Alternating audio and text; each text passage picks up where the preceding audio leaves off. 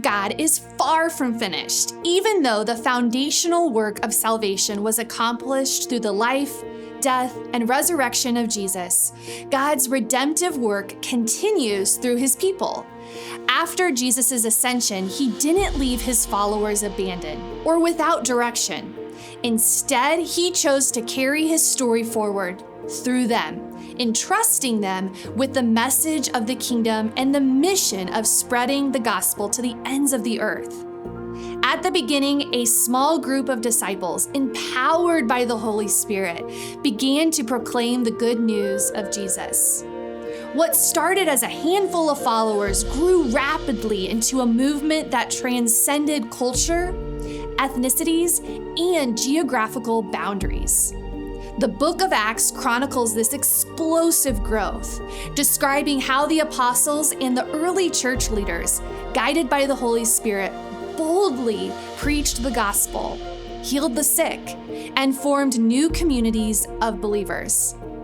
Their witness in Jerusalem soon spread to Judea, Samaria, and beyond, reaching the furthest corners of the Roman Empire. The story of Jesus, once confined to a small region, became a global phenomenon.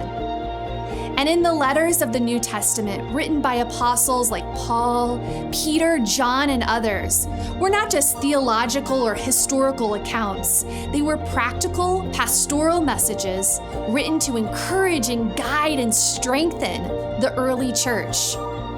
These letters provided wisdom for living out the teachings of Jesus, instructions on navigating the challenges of following Jesus in a broken world.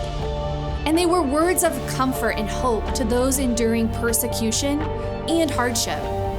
Through these letters, the early Christians were reminded they were a part of something bigger than themselves. They were participating in God's grand story of redemption. In Acts 1:8, Jesus gave his disciples a powerful promise.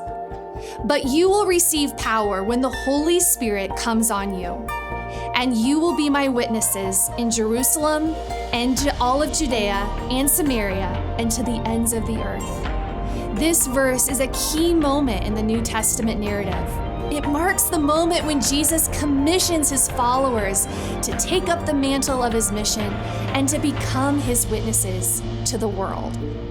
But Jesus also assures them that they will not do this work in their own strength. The Holy Spirit sent by God would empower them to be bold, faithful witnesses, regardless of the obstacles they would face. The Holy Spirit would give them the ability to heal the sick, speak with wisdom, and endure suffering for the sake of the gospel. The significance of the Holy Spirit's role in the early church cannot be overstated. Although Jesus was no longer physically present, his power was now available to all of his followers through the Holy Spirit.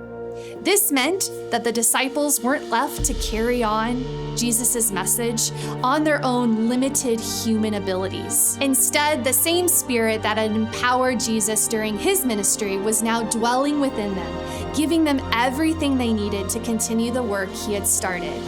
Today, this same Holy Spirit continues to empower followers of Jesus around the world. The invitation to participate in God's story is not limited to the early church. It is extended to every believer who follows Jesus today. As God's people, we are called to be witnesses to the world of God's love and grace and to continue the mission of redemption in our communities. We too have the Holy Spirit within us, giving us the power to live as faithful followers of Christ in a fractured world.